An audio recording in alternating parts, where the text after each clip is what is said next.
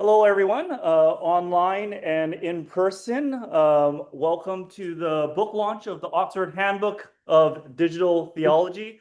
My name is Alex Chow. I'm a senior lecturer in theology and world Christianity at the University of Edinburgh. And this is Jonas Kohlberg, who's currently research associate at Roehampton. And Jonas and I are the co-editors for this volume, along with Pete Phillips, who is consulting editor. Welcome to you all, wherever you are, online or in person, to this book launch. Before we continue with the launch, just wanted to say a few words of thanks. In particular, thanks for those who are sponsoring this event. This is, of course, connected to the global network of digital theology, which is a network that Jonas chairs. But it's also, we're able physically in this space, in University of Zurich, through the support of Thomas Schlag of ERPP Digital Religions in University of Zurich, who is we're very grateful for the sponsorship from Thomas and the ERPP project, as well as Kate Ott from the Stead Center of Ethics and Values at Garrett Seminary in the U.S. So thank you very much for your support for this event. And thank you for all of you who are joining online and in person here. Now, we'll talk a bit about the book, and we're going to have a couple people coming up to respond to the book. But by way of introduction, Jonas and I have prepared an interview. Actually, I've been told the interview questions from Jonas, so Jonas has prepared the interview for himself. So all these questions are his, okay? And the first question is, what was your favorite thing about working with me? Favorite thing? Well, your funny jokes. Okay, that's it? Okay. Yeah, that's it. His funny jokes. Thank you. Okay, well, so moving on now. Now this project of the Oxford Handbook of Digital Theology, I was checking my emails, and it was back in 2021, right? Do we remember those days of 2021, right? Maybe we want to forget those days. But it was 2021 that we were corresponding about this idea of doing a handbook, and now we are launching the handbook. It's available online if you have access to Oxford Handbooks through OUP, Oxford University Press. It's already available, and we got an email today that the book will be in print July the 9th. Okay, so please go to your bookstore of choice to buy a copy if you can afford it. But through this process, Jonas, what's it like having finally arrived at this moment that we're able to celebrate this work? Well, the nice thing about this is that it's obviously taking a bit longer time than you anticipate, but the nice thing about it is just that it's such a collaborative project. Any edited volume obviously demands a lot of people giving off their time and effort, and not so good. Sainsbury's Sainsbury's. Okay, I lost my. So anyway, I'm just grateful for all the people that have contributed to this in so many different ways, and for the friendships that have been made along the way. And so, yeah, it's just nice to be able, and it's fantastic to be able to celebrate this with you and to mark this occasion. And can you give us a little bit of the backstory? How did it all begin? How did it all begin? Well, we started a conversation between the three of us during the pandemic. And I guess the question was really, part of the question was, are we ready? We need some kind of introductory volume to digital theology. What does that look like? And we foolishly went for the biggest possible that we could think of. And so I think part of the conversation was, is there a critical mass that we can actually take and bring into such a big handbook? And part of our reasoning was that probably not. There are some chapters in the book that there's a lot of literature that they're engaging with. There's already rich literature that they engage with, but there are other chapters that, are basically just, pushing the boat out there and, being like a first kind of exploration of a certain topic. So there's a combination of that. And I think the handbook was kind of a nice way because the handbooks, they're not just surveys of areas, they are meant also to put something forward. So there's something constructive. And so that's really why we landed with a handbook as well. Great, thank you. And can you talk a little bit about the process of the editing and the gathering of everything and so forth? So the negatives or the positives? So one thing that we wanted to do was try and make this a little bit more of a collaborative project. I mentioned that word before already a couple of times. So what we did was that we quite early on invited people to 2 different workshops that we held online. Because a lot of time you're invited to write something in a book and you have no idea what everyone else is doing. Yeah. And we wanted those kind of workshops to feed into each other's chapters, but also it acted as a kind of a peer review en masse. So we hoped that we'd have stronger chapter as a result of that. I haven't really spoken to many authors about it and how they felt about that, but I'm hoping that was a positive part of what we're trying to do.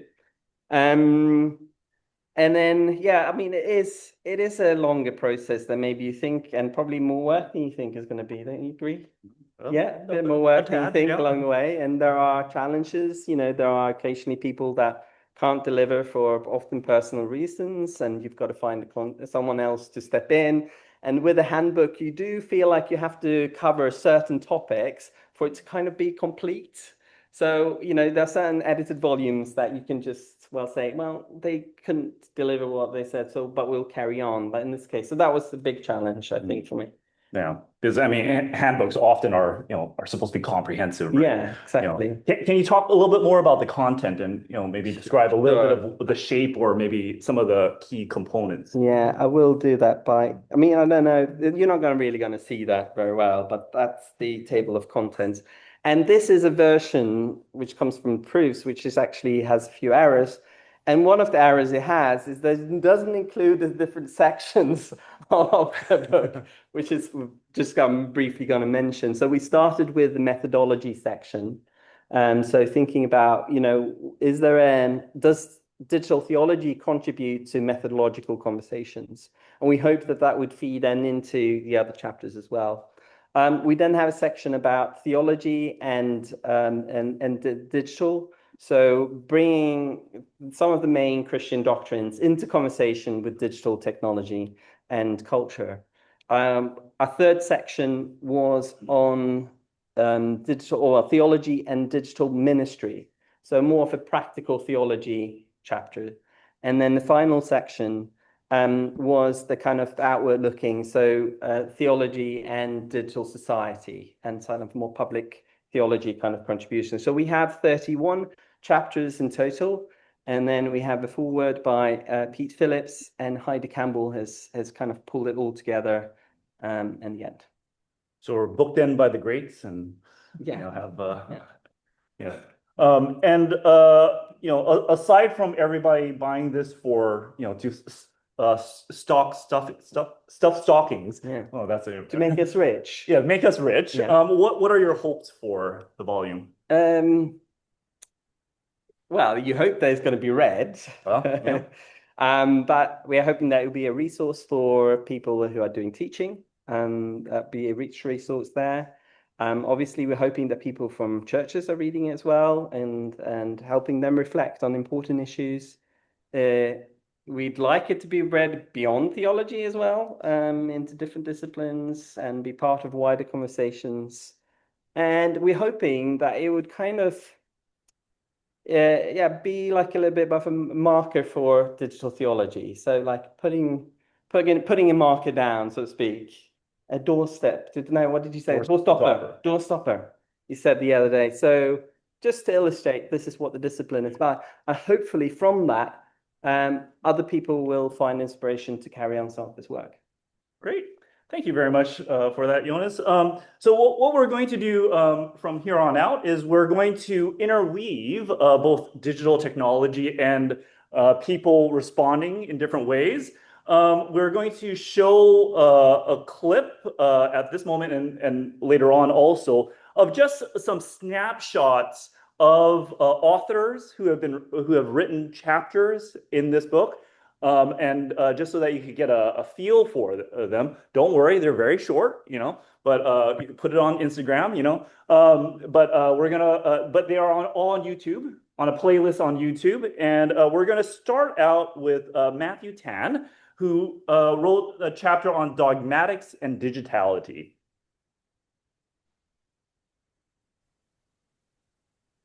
What does the encounter with the Word of God look like online?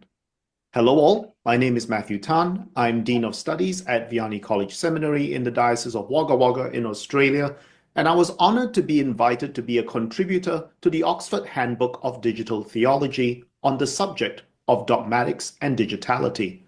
Now, when you put those two words together, you will get a potentially massive area of inquiry.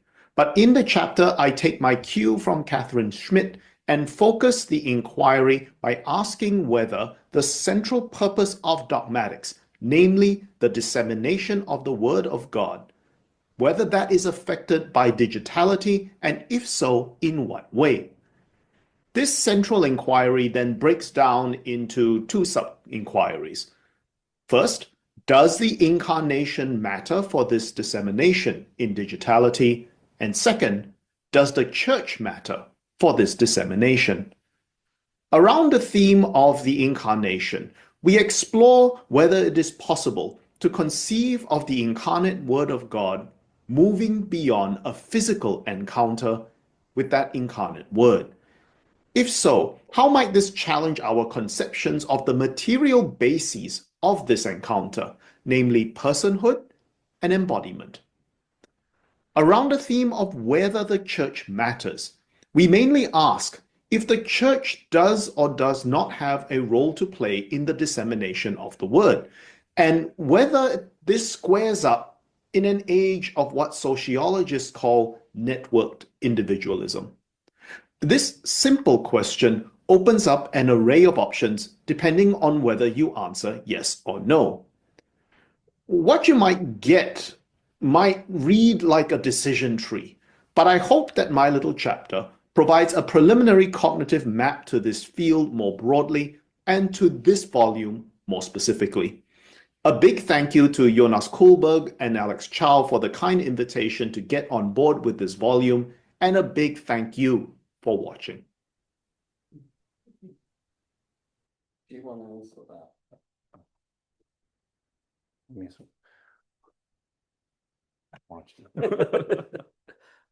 Yeah, let's do that. Okay.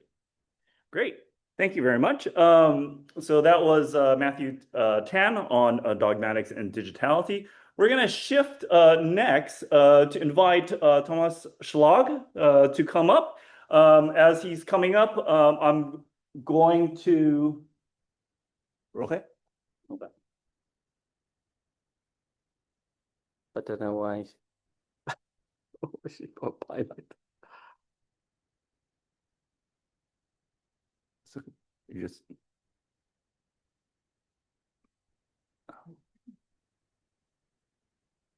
There we go. Okay. Oh. No, that's fine. That's fine. Okay, so next up we have Thomas Schlag, as I've introduced earlier, but I'll introduce one more time. Thomas is a professor of practical theology in University of Zurich, and he's also the director of the URPP Digital Religions Project. And we've asked Thomas to speak about what is the contribution of the handbook to theology. Please. Thank you. Yeah, thank you very much for the invitation. That's a huge topic. And I think the title was actually, what's the contribution to theology on a larger scale? That makes it even worse. So I could now just repeat what I started with this morning, saying, okay, this is the best place to start with something like this handbook launch, being in this very historic theological place of exegesis and interpretation. So I won't do this. So I asked myself, what kind of theological art, let's put it that way, what kind of theological art of interpretation is reflected in the handbook? I have not read the whole thing, but I went through some of the parts. And first of all, I started to look up, well, what is a handbook about in general? So I found at least 4 different perspectives. First one is, handbook can be a signal that sufficient academic insight and expertise have been gathered. Okay, so this would be something to just state. Second, a handbook can indicate that a certain profile of a discipline has already begun to take shape. Interesting. Third one, a handbook shows that specific concepts have emerged and gained traction. And the fourth one is, a handbook may also make way for future reflection and research. I find all these 4 aspects somehow reflected in the handbook. So this is probably not the end, hopefully not the end of a story, but rather an interim, just to let you know, a nice German word, Zwischenbilanz. So what is that? Balance in between, whatever, with many promises for the future. Now, I'd like to put a little bit of water into the wine, not regarding the handbook itself, but the question of theology and its relevance. The future prospects, now looking back into what happened here, what was the mindset in Reformation times, the future prospects of theology have changed considerably since the times of the Reformation. Locations, institutional standing of theological faculties are under pressure, and the wider public does not necessarily expect theology to have much to say, especially in terms of digitalization, technological developments. So there are still, at least in our perspective, and even in our academic context, there is a lot of prejudices about how theology works, what it seeks to say, what it seeks to do. Questions concerning religion often seem to have been handed over to the social sciences or to religious studies. So that's actually the question, where's the specific contribution to digitalization from a theological perspective? So what is specific? I will very briefly, regarding the handbook, referring to the handbook, say what I found out, what might be specific in terms of a theological approach. And I do this in a very numeric sense. We find in the index 5 times Luther quoted or referred to, about 15 times Calvin, not Zwingli, by the way, anyway. But he might have taken, and that is the specific thing, he might have taken comfort in the fact that the Holy Spirit is mentioned nearly 70 times, Jesus around 150, and God more than 700 times. In different ways, of course, but in this sense, the contributions to the handbook each address in their specific way the question of how this book can inspire theology on a larger scale, just by bringing a different semantic into the field and a different perspective. So the handbook might hopefully fulfill what has been described as theology's future task in light of the present polycrisis by a colleague of mine. The challenges are greater closeness to life, new pathways of thought, and very interesting, the farewell to outdated patterns of language. Say farewell to the outdated patterns of language. So this might be something we hopefully find in the book. And so this is all also about the future. I was a little bit not disappointed, but the final chapter in the book speaks, and Heidi has done it, speaks of the past and the present of digital theology. I would have liked it to see also the future of digital theology, at least in the title. So 3 future perspectives to me. We hope, and I see a lot in that in the book already, working more closely interdisciplinary. Katrina spoke today of the transversal. I like that very much. International research and collaboration, interdisciplinary collaboration. Second, for academic teaching, I hope this book finds its way into the seminaries and into the seminary rooms.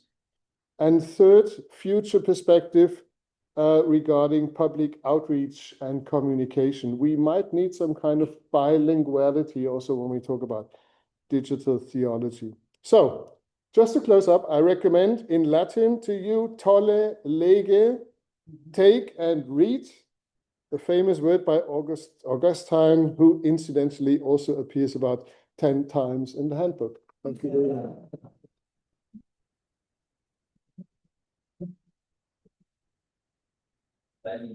Yes, yes.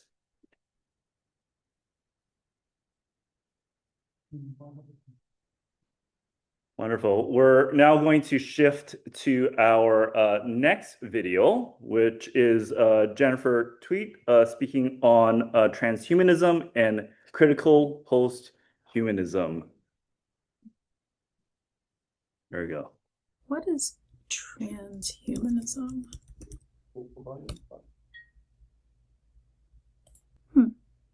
Is it the same thing as post-humanism? What if I Google cyborg? Let's pause with the isms and start with a different question. Is technology transforming what it means to be human? Are technologies like generative AI and brain-computer interfaces really changing our cognitive abilities? Are these things expanding the horizon of possibility for humanity in ways that maybe we ought to embrace? Should we be embracing these things as inevitable progress, or maybe even as the quintessential expressions of our human nature and agency? The answer depends on what you think it means to be human in the first place. Are we created co-creators? Is human technology as much an expression of our God-given human nature as creative works of art? But what about the costs and the dangers of technologies to ourselves, to non-human animals, to our shared planet? Back to the isms. Spoiler alert, transhumanism and critical posthumanism are not at all the same thing.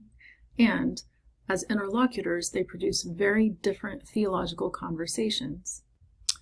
This chapter, Transhumanism and Critical Posthumanism, in the Oxford Handbook of Digital Theology, maps out the differences between these two philosophies and maps out the differences in theological conversations that they produce.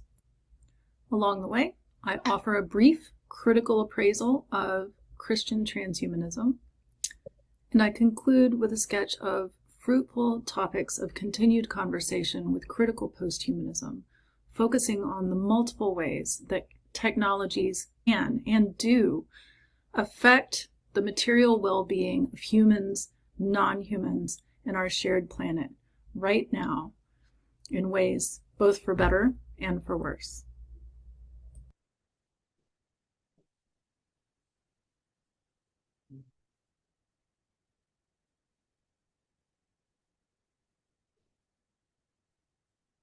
I think that I should figure out how Zoom works by now. Yeah, okay. Well, that was Jennifer Tweet and speaking on transhumanism and critical posthumanism. Our next speaker is coming up, and that is Kate Ott, who is currently the Stead Professor of Christian Social Ethics at Garrett Seminary. She also directs the Stead Center for Ethics and Values. Thank you. All right, well, in sort of a bit of a lovely way, I'm going to respond to a few of the things, Jonas, that you said or kind of asked about. Am I in the right spot? Yeah. I just want to make sure I'm also not like doubling up with the weird person behind. Those of you who are in the room could see the like additional mirrored person. Okay, so if that happens, let me know out there. So I first offer my thanks to Jonas and Alex for your work that you brought to bringing this volume to fruition. Pete, your early work in this regard. So from the very first stages, I tried to go back and look at my emails, but I was in another institution at that time. And of course, they've taken all those emails away. So I was trying to look for like the first time we had gotten together. But from the very first stages of writing, those who could were put in organized, collaborative conversations with other authors. Our work, I believe, was strengthened because of this aspect of the project. And I publicly appreciate the level of labor that was required of the editors, which often goes extremely unnoticed when doing volumes like this. This indeed has been an over 5-year process, and so I really do want to thank you, and I hope that you will join me right now in thanking all of them for this.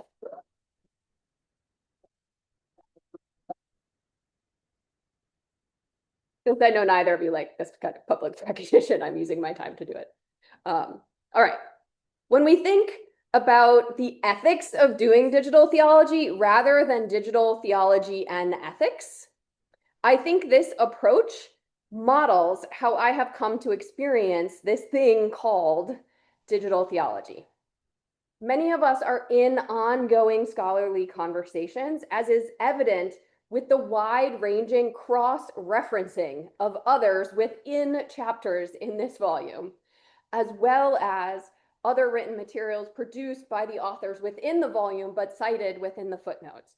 Like, I think there could be this really interesting ethics of the field question just by looking through the footnoting and sourcing within this volume.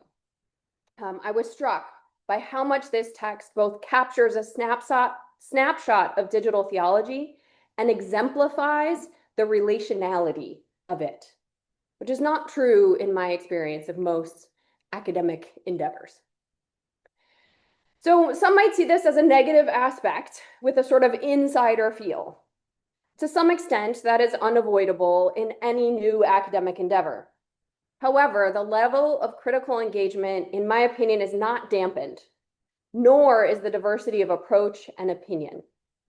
Instead, it's embraced and even promoted by the passion of the inquiries and the strengths of the networks that bind the scholars in digital theology circles. This description and the sessions many of you have attended thus far for this conference should also signal that this is not only a work of theology, as a field is often disciplined into, but in fact, there are other fields. I will, of course, only talk about ethics since that's my field. So ethics, from my perspective, is across this volume. Ethics of scriptural interpretation and engagement, ethics related to identifying and responding to oppressive systems, both as we think about them technologically and socially, applied ethics in pastoral and social situations. But Thomas's recent comments got me thinking, I didn't actually see ethics within most of the titling or even within the chapters. And in fact, it's actually not. This is very unscientific and a very quick word search based on the 2 minutes I had between your talk and mine. So ethics is routinely cited in the title of volumes within the footnoting, but rarely used as a terminology within the chapters, with the exception of 2 chapters. Anyone want to take a guess? Online or here? Is that double? That's weird. Yeah. Okay. What do you think? Which 2 chapters do you think mentioned ethics more thoroughly than any others? No, not mine. I will admit that I intentionally stayed away. I do use the word moral numerous times. I stayed away from ethics because I get this like complex of being among theologians. And so anyway, that's just personal. Which 2 chapters do you think it is? Ecology. I would have guessed that as well. No. Computer science. Computer science. Computer science actually has a section that is labeled ethics and does go through questions of applied ethics within it. One other chapter. Introduction. No. Heidi does mention it at the end, but more as like fields that engage this. No. Eschatology. Which I thought, I agree with that. Okay, anyway, I'm going to go on because time does not allow me to continue to play in this conversation.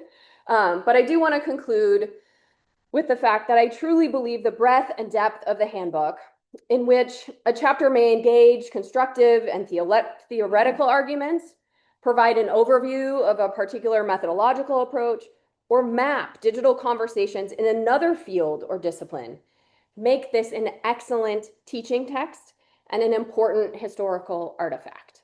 I also hope, given some of the comments of like, why do this in this print version that is mostly available online or for an extreme amount of money, that we do, like, these teaser videos are meant to perhaps be used in teaching circles or in a study group in a church if someone's reading something. And hopefully people will also watch the additional talks that we've given during this conference. So a sort of multimedia engagement with this text that hopefully will make it something you can continue to work on and do. So I am honored to be among the authors, but more importantly, I am honored to be part of the community of scholars this handbook represents, and for whom I have learned from and continue to learn. So thank you.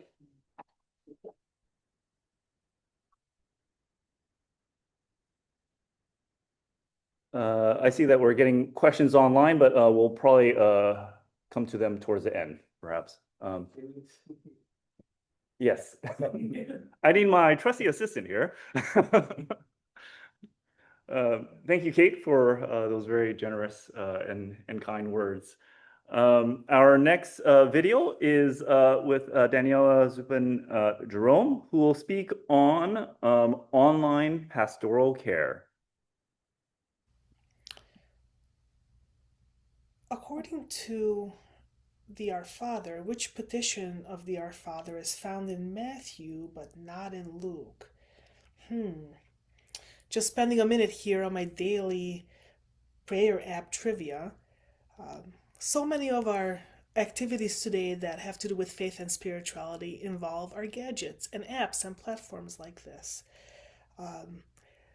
Pastoral care online and pastoral ministry online has really transformed in light of what is available to us through the means of technology. I'm Daniela Zupan-Jerome, and I am the author of Chapter 19 in the Oxford Handbook for Digital Theology, and my chapter has to do with pastoral care online. In this chapter, I seek to bring together traditional foundations for pastoral care, pastoral theology, pastoral communication, with realities of digital culture and the spaces we find ourselves in today that are highly individualized, sometimes driven by algorithms, often touching AI and AI technology, and even gamified through prayer apps like this. In this context, how might pastoral ministers bring forward the values in which they've been formed in their traditions in pastoral care and ministry to still forge authentic encounters, be attentively and authentically present, and to engage people in a fundamental way around faith, hope, and healing? A question I'd like to propose for an educational or ministerial conversation would be, in a digital context where our activities can be so highly individualized, how might we in ministry and in ecclesial leadership bring forward those values of community and relationship to still integrate our approaches of how we might deal with opportunities for ministry online? How can that still be communal? How might we still retain that communal aspect through this new context where very often our interactions are individualized, as I have said, gamified, driven by AI? Now, let me get back to my Wordle here and make sure that I find a 5-letter word that includes B, I, and S.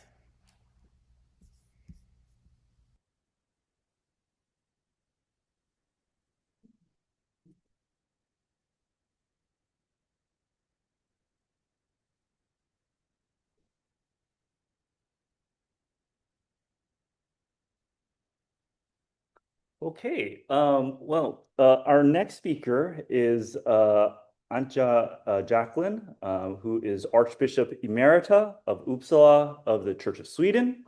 And she's also a senior advisor in systematic theology in the Center for Theology and Religious Studies. And we've asked her to respond to the question, what does the handbook contribute to the church? Please. Thank you very much. And thank you for having me. First of all, warm congratulations on this achievement. It's a massive piece of work by both editors and contributors, and a courageous enterprise as well, since digitality is a super moving target. And theologians are not used to dealing with quickly moving targets.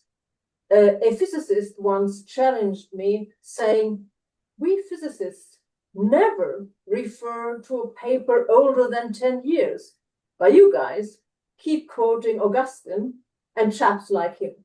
Do you never make any progress?" Well, this handbook indeed makes progress without sacrificing the scope of theological subjects and traditions. Of course, we don't know for sure where we are headed.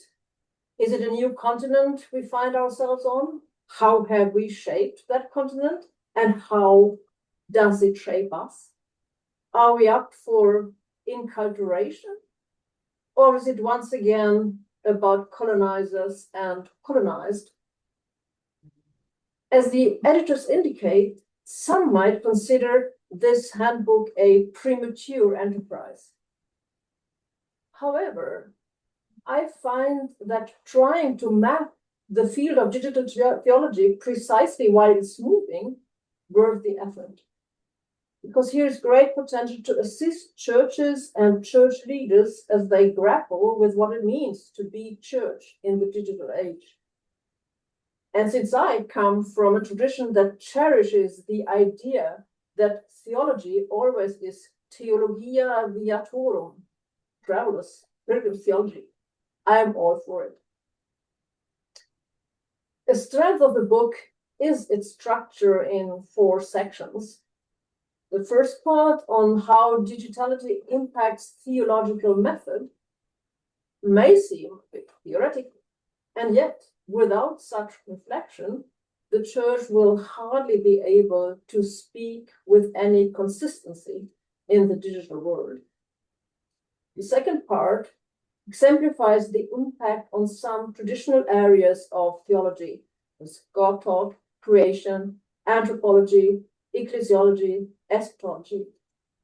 The third part, focusing on the various disciplines within practical theology, is likely to speak directly to practicing professionals. And the fourth part, on theology in digital societies, is invaluable for churches in fulfilling their vocation to contribute to the common good for humanity and all creation based on the gospel. Technological development, including AI, can be a sign of the realm of God. Whether and how this is the case, and can be the case in various dimensions and many contexts, requires discernment. And discernment involves both knowledge and ethical convictions and considerations. And here I see that the handbook provides some very essential material. And no doubt the development of AI and the potential of AGI entails a crisis for humanity. Not only the crisis of what I, referring to Sigmund Freud, have called the 4th narcissistic insult, and not only the critical wavering between techno-messianism and techno-dystopia, but also crisis of learning, crisis of work, crisis of play, referring to Hartmut Rosa's Situation and Constellation, and crisis of trust. Faith communities need to analyze these crises, respond to them, handle them. And in this, I see the need for 3 priorities, all of which are helped by this handbook, namely, first, educate ourselves, make the best technological and theological knowledge available, provide inclusive spaces for conversations about big questions. After all, it's in civil society that essential questions are asked and answers are sought, not only in calculations about power and economics or in legal or technical intricacies, but also in the cultural, philosophical, and theological sources from which humanity has drawn orientation over the centuries. The second, bringing theological anthropology up to speed. Clearly, the hallmarks of Western modernity, individualism, consumerism, and secularism will not suffice. Instead, human qualities such as relationality, quite often used in Handbook, transcendence, fallibility, and responsibility are key. And third, draw public attention to issues of democracy and justice. Faith communities are called to be prophetic, see and give voice to those who do not benefit from current developments, diaconal, listen, support, help, ethical, initiate and take part in public discernment about right and wrong, and theological, contribute their expertise and raise questions that are rarely being asked. And I think the handbook provides some actual help in fulfilling this call that the churches have. So once again, congratulations on this achievement.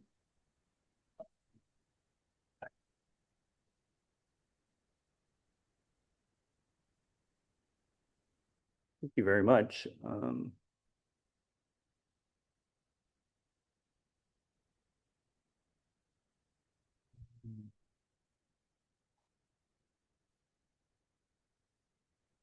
Okay. Thank you very much for that.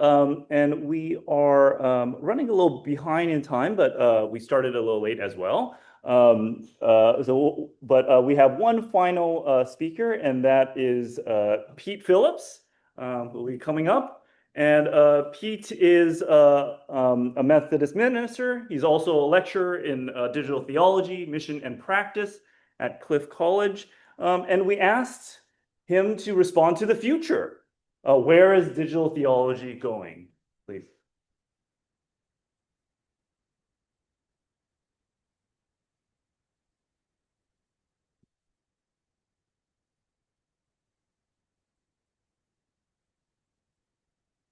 Okay. Just a few thoughts. First of all, I owe a huge debt to Jonas and to Alex for taking on this project. I was also supposed to be editing, had some heart problems, ended up in hospital, and didn't really come back. And they've carried the burden, and this is their book, and it's great. Well, no, it's your book, but they've done so much hard work on this, and I'm so pleased that we celebrate their hard work today. Where do we go now then? Do we kind of move on? Do we just kind of leave it? Is that the end of digital theology? We've got an Oxford Handbook. We talked about some of the precarity of digital theology, but also we've talked about some of the joys of digital theology, the people who are fighting to have digital theology in their job titles at universities and so on. Isn't that fantastic? That we could actually see professors with digital theology in their title, in their future work and so on. So perhaps there is something of the future. But of course, then there is the whole problem with the university system. Is it in the road to collapse? As we've already heard about the church. There seems to be some whole system collapse going on in Western society and in the whole world, what Cory Doctorow might refer to enshittification. There's not a chapter on that, is there? How about the digital bans that are coming in? First Australia, now Britain saying that they're going to ban under 16s from the internet. But there are bans already in place in schools about mobile phones, and so on. Where is the stuff about right-wing engagement with the church and so on? AI is going to have to become more and more important, as I think we'll have to become robots and the development of robots and so on. We've not really talked about the humanoid robots that are now available, the Boston dogs, the use of robots in warfare and so on. These are aspects of theology that need to come by. And of course, when Elon gets his way, life on Mars. What will it be like when humanity has a foothold, well, first on the moon by 2028? And then, you don't think so? And then on Mars, shortly after that, I expect. So plenty to be doing. And I wonder still whether we've got more to do about the globalization and the othering of our digital theology. It still feels a bit Western. It still feels a bit English or German or European or American European, global North. However much we try, or we did try, to ensure that it wasn't. We spent some time in Singapore talking there, perhaps another colony of the global North. Or I've been to Hong Kong to talk there this year. And in a way, I just wonder what a theology from the East might be like. A theology which deals with technology with a Chinese mindset, or a Southeast Asian mindset. What would it mean to do a digital theology from the other? One dedicated to people who have been left out of our society for the last goodness knows how long. What would a digital theology from the unincluded look like? What would that begin to look like? It's interesting that one of the things I'm trying to do as I write a couple of handbook articles is to try and go back to the roots of where our theologies come from. Because I know we kind of quote Heidegger, but is it okay to stick with Heidegger? Should we be transferring back to other models? Where did McLuhan go in our thinking? Where are the contemporary theologians that we need to pick up from the 21st century to take us forward? Perhaps they're here in this room, the people that will become the indexes and the footnotes of our next handbook in however many years' time. And I think that's the issue for me, is about, somebody said the other day, I finished on this one, I'll shut up. Somebody said the other day, I did my usual 3 degrees in theology. What's that? Somebody made that statement. And I just wondered about how much have we looked at the technological theologians who've already spoken in the years? Have we done an in-depth look at those theologians? Could we go even deeper into a critique and engagement with some of the theology that's already out there? I think we have, but I wonder whether we could have a deeper volume that says, hold on a minute, how about what's that person said? And is that applicable now to this century? I think there's huge amounts we could be doing together in the future. And by the looks of this conference and all the excitement that we've had in the various papers and everything, there's plenty of work still to do, which is great. Next, okay.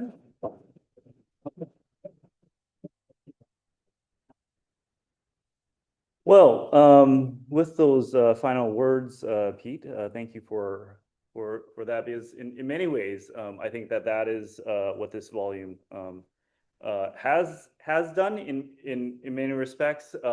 It is an Oxford Handbook of Digital Theology. It's trying to make a statement of sorts, but it's also opening a conversation, and hopefully it continues a conversation, that the collaborative work is not just something that is open and shut like a book, but continues to produce more conversation and reflection and critical thinking for the church, for society, for theology, for the academy, for technology, for all that we engage with.